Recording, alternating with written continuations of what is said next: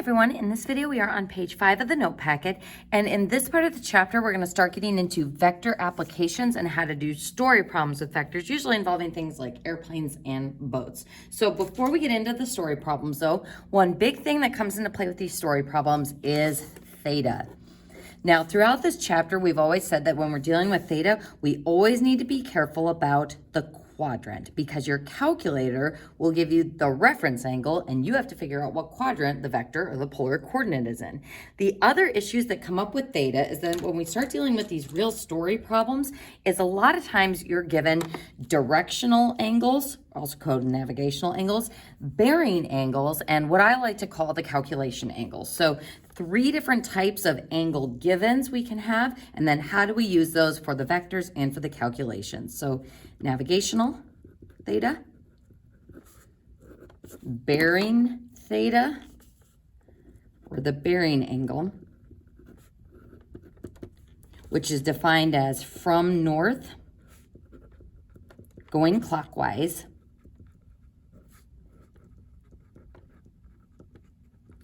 and then the calculation angle, which is in standard position from the x-axis. Now I'll explain how you can use negative angles as well for the calculation angle, but for the most part, to make things easier, I always try to just keep things positive, and that's going to keep you in the right quadrant as well. So folks, for our vector operations, we need to use the calculation angle. So vector operations. So let's go ahead and start with navigational angles, which are usually in directions like north, south, east, and west. So let's go ahead and label our navigational directions on each of these axes. So first, north is the top one, south is the bottom, and if you confuse west and east, it spells we going across. So W-E, W-E, west, east, west, east.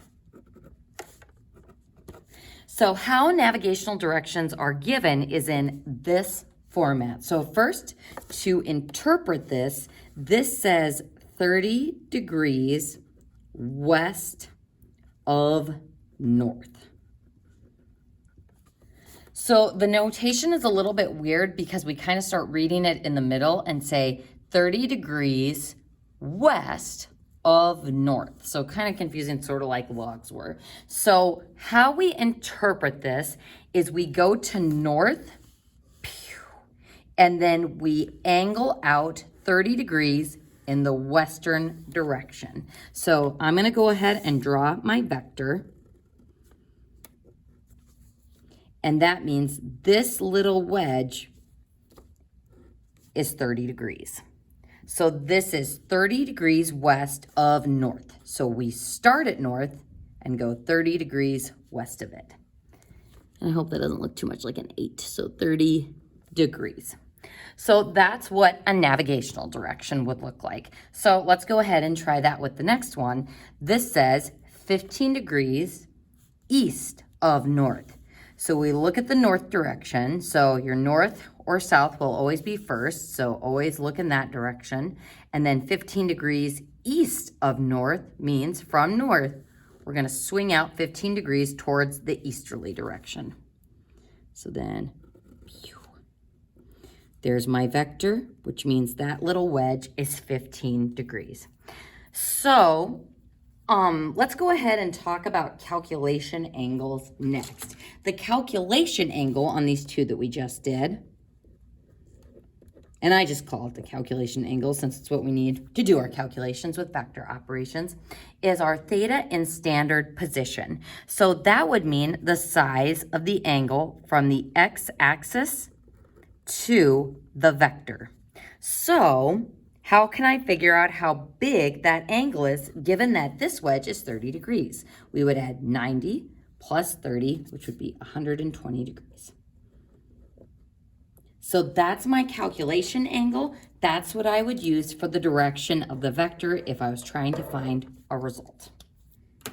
So looking at our next one, if this is 15 degrees east of north, then the calculation angle from the x-axis to the vector would be 90 degrees minus 15. So this wedge would be 75 degrees. So my calculation angle would be 75 degrees. So those are our two types of angles. So the navigational one, once you get the hang of how to read it and looking in the north or south direction first and then rotating in the other left or right direction, they're not too bad to figure out. And then to find the calculation angle, you're really just using your diagram to find missing pieces. So again, as I've been emphasizing this whole chapter, drawing the diagram for these story problems, drawing the diagram to understand what is going on in the picture is going to be really important. And folks, I recommend on the My Math Lab as well, sometimes they'll give you a picture, sketch it on your paper first so that you can kind of do this angular stuff and figure out what it is you're going to be using for the calculation angle. So last type of angle, and you should have seen this before in trig, is the bearing or the bearing angle. So the bearing is from north going clockwise. So if I wanted to find the bearing for this first angle, I would start at north going clockwise until I reach the vector. So my bearing is much larger here. So my bearing or bearing angle is going to be 90 degrees plus another 90 plus another 90, so 270, plus my missing wedge size over here, which would be 60. So 270 plus 60 would be 330 degrees. So 3 different ways of expressing the angle, all represented by the same vector. So a lot of times you'll see ships use bearing angles because they're on course from north. So again, for their calculations, for their speedometers, for their angular direction, it makes sense to use these readings. But for our calculations, we always want to use it from that standard position from the x-axis. So same with the north and west directions. If you're using a compass, it makes sense to read your angles as such. But if I'm trying to orient things on the coordinate plane, then we want to use those standard positions. So let's go ahead and try to find the bearing of the next one. We start at north and go clockwise till we hit the vector. So, our bearing angle is actually the same size as our navigational angle. So 15 degrees. So folks, I would like you to go ahead and just pause the video and see if you can do the diagram for these navigational angles and find the calculation angle and the bearing angle. And it's okay if you need to unpause it or if you get stuck, since these ones are southerly ones, so we haven't had any practice with those yet. So hopefully you had a chance to at least try those. This one is 89 degrees west of south. So on these ones, we're gonna look in the south direction and then pivot 89 degrees in the western direction. So 89 degrees west of south. So I don't know, something like this, where this is 89 degrees. So if I wanted to find the calculation angle, that would be from the x-axis to the vector. So 90 degrees plus 90 degrees is 180 degrees, plus the one little bitty degree more is 181 degrees. So there's the calculation angle. Now, for the bearing on this one, we start from north. Even though the navigational one is south, bearing is always from north going clockwise. So from north, going clockwise until we hit the vector. So 90 plus 89 gives me a bearing angle, or just a bearing, of 269 degrees. All right, folks, so on the next one, 25 degrees east of south.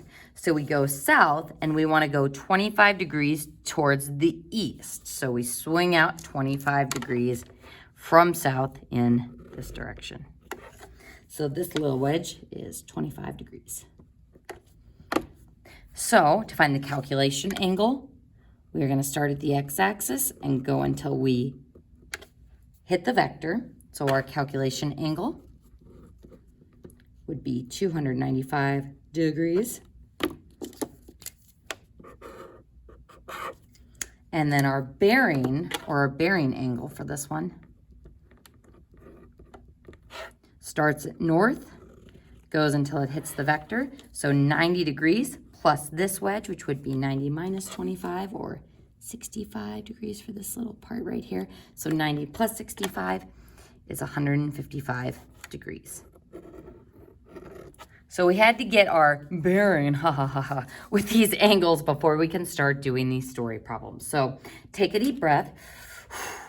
And in this very first problem, we are going to be kind of laying out step by step the whole process for muscling your way through one of these story problems. So taking a little bit of the time, and I'm sorry this diagram is so incredibly awful and fuzzy, so we're going to read through the problem and we're going to try to adjust and kind of clarify what's going on in this diagram. So let's start by reading it. We've got an airplane flying at a speed of 180 miles per hour on a bearing of 50 degrees east of north. Now, if you look at that word bearing and you're like, wait, is that a bearing angle or is that navigational? Since it's 50 degrees east of north, that would be 50 degrees east of north, where bearing and navigational angle are the same. So when it's east of north, it's the same as bearing. Because it's our navigational angle was 15 degrees and our bearing was 15 degrees. So it's kind of redundant, but they mean the same thing. So 50 degrees east of north is our airplane. So that means this great little drawing of this airplane is going up like this at a bearing of 50 degrees east of north. All right, folks. Now, this is the angle wedge, 50 degrees here.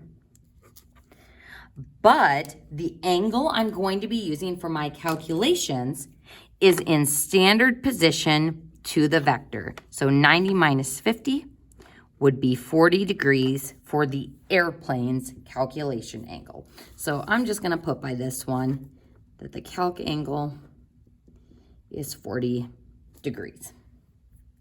So next we've got the wind.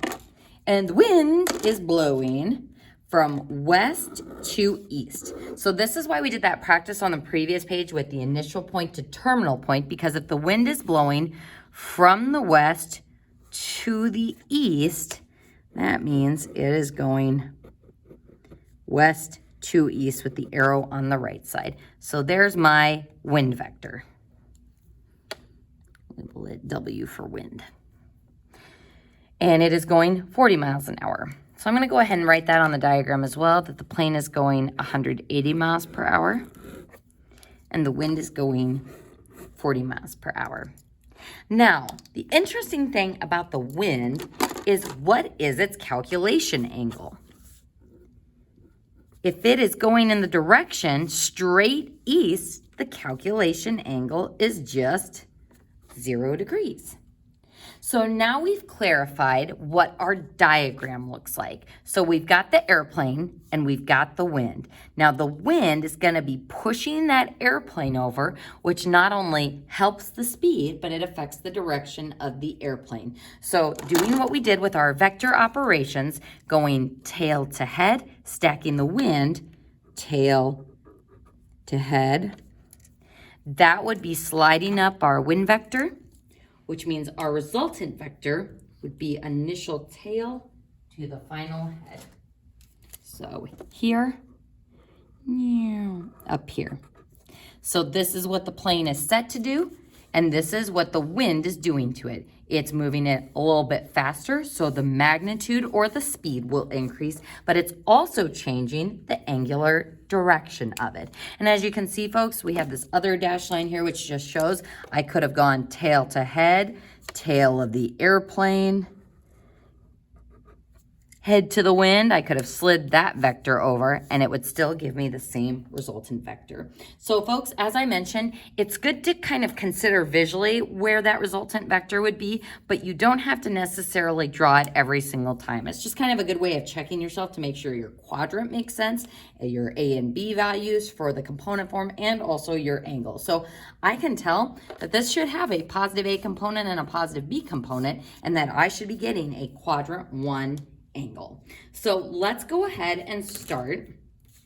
If I want to find the key features of the resultant vector, so I should probably label that resultant, we first need to find the characteristics of these two vectors.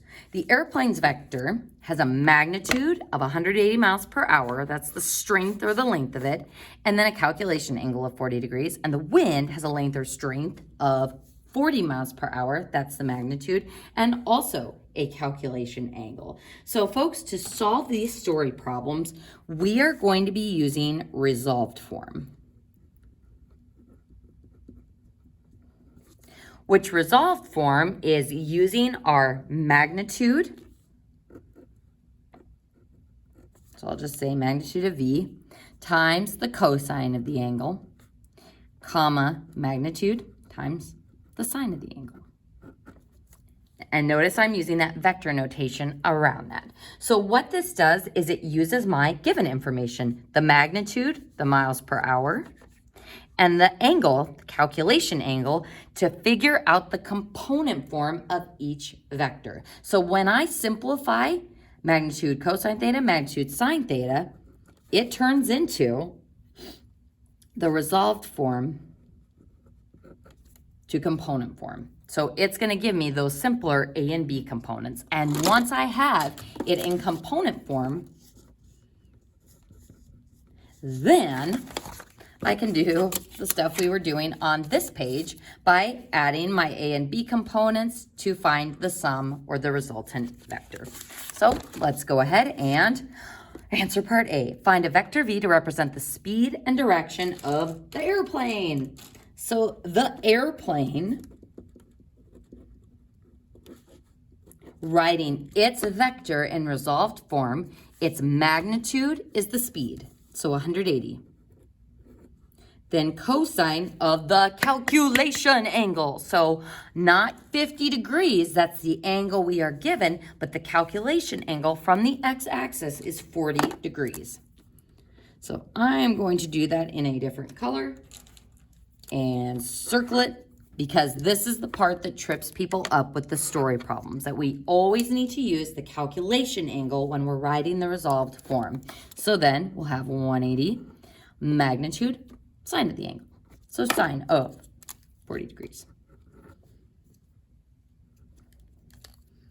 Now, I could type this in on my calculator and get a decimal approximation if I wanted to, but hopefully we know from doing lots of math in the past that intermediate rounding isn't really a good idea. So instead of getting this in component form, in component form from the get-go, we're gonna go ahead and leave it in this exact resolved form, add it to the exact resolved form of the wind vector, and that will give me a rounded answer for the resultant vector. So we're gonna save all our rounding until the very end to get the most exact answer. So let's go ahead and find the wind's vector next. So using our vector notation, again, I'm gonna be picky about that. It is a vector, so it needs to have the vector notation. Our magnitude of the wind is 40 miles per hour. Cosine of its direction angle is 0 degrees because it's going straight east. And then 40 degrees sine of theta, which is 0 degrees. And that's our expression for the wind. So now I have the airplane vector in resolved form, my wind vector in resolved form. So this is the A component of this vector. This is the B component of that vector. The A component of this vector. That's the B component of that vector. So what we are going to do is add the exact A components and add the exact B components to find out what our resultant vector is. So we are adding the airplane vector to the wind vector, and this is going to be equal to my resultant, which is what the plane is actually doing because of the wind.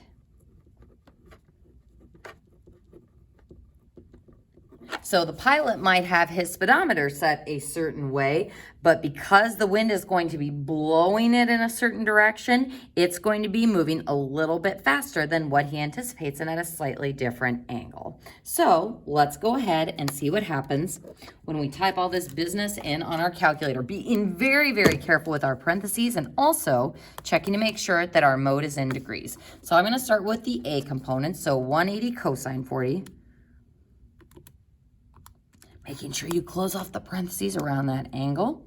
Then plus the A component of the wind vector, which is 40 cosine 0. And that gives me 177 point, let's round to one decimal place and say 9. So 177.9 for the A component. Then for the B component, 180 sine 40. Close off that parenthesis. And then plus 40 sine 0. And that gives me 115.7. So by adding those resolved form components together, that's what turns into my A and B component of the resultant. So this is component form. And again, we're doing lots of writing on this first problem because this is one that you'll want to refer back to. So you remember, where did this come from? Why did we pull these numbers here? What are we doing with those numbers? So we're going to be labeling these pieces here, saying that this is the component form of the resultant. All right. Now, one thing that we are going to note about this, does this seem reasonable based on our diagram? Does this look like it is going farther in my X direction or farther in the A component direction than my initial vector? Yes, 177.9 looks like it's going farther. And then 115.7, that seems reasonable. Now, the big thing is, what quadrant is this component form for the resultant in? This is quadrant 1 because we have a positive A component and a positive B component. And we're going to keep this in mind because that's going to help us figure out the angular direction once we move further down in the problem. So folks, for D and E, we are back where we were at with the previous problems we've been doing in this chapter with vectors, finding the magnitude and finding the direction. Now, magnitude in the context of these story problems is normally going to be speed or force. So if I want the magnitude of V plus W, that is the speed of the resultant. So V plus W, and I'm going to go ahead and just name that R for the resultant. That's going to be equal to, oh boy, folks, how do I find the strength of this vector? I set up a right triangle and do A squared plus B squared equals magnitude squared. So if I square root, the magnitude will be equal to A squared, 177.9 squared. Sometimes with those big numbers, I just like to write them in parentheses. And then plus 115.7 squared. And typing that all in on your calculator, you would get 212.2. 212.2, what? Because it's a story problem, we have to include our unit of miles per hour. So careful with those story problems that you put the appropriate unit. So again, it's not that the A component is the speed or the B component. That's just its kind of easterly and northerly components of the vector. The speed is the magnitude or how long the vector is. So in part E, we're going to find the angular direction. So tangent of theta equals, so what's going to be this angle, it'll be the B component over the A component, opposite over adjacent. So B over A, which is the 115.7 divided by 177.9. So let's inverse tangent both sides. Because, yeah, this is not going to be on the unit circle.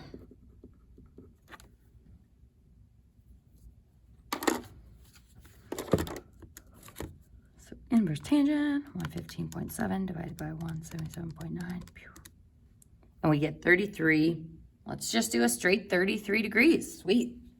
So theta is 33 degrees. But before we put a box around it, what we need to do is compare this with what we said the quadrant should be in. So those positive ones are always a little bit tricky because they can be misleading, especially if it's a quadrant 2 angle. So if I look at this theta, is 33 a quadrant 1 angle? It sure is. So that means that truly is our theta. And that is the standard position or calculation angle for that vector. Now, just for fun, oh yeah, so much fun, Mrs. Carroll, we're gonna go ahead and find the other 2 types of angles for this vector. So I would start by drawing a diagram with just the resultant. So just this purple vector, which is going out like this. Now we have found the calculation angle is 33 degrees. So what we want to do is practice writing the navigational angle, north, south, west, east. Whee! And write the bearing angle. So let's start with the navigational angle. Now, if you're like, ooh, how do I know which directions to use? You base the directions used on which directions your vector is between. This one is between west and north. This one's between north and east. This one's between west and south. This one's between south and east. And the north-south directions always come first. So this one is between north and east. So the north is going to come first. So how many degrees east of north is this? Our navigational angle is looking for the size of this wedge, which would be 57 degrees.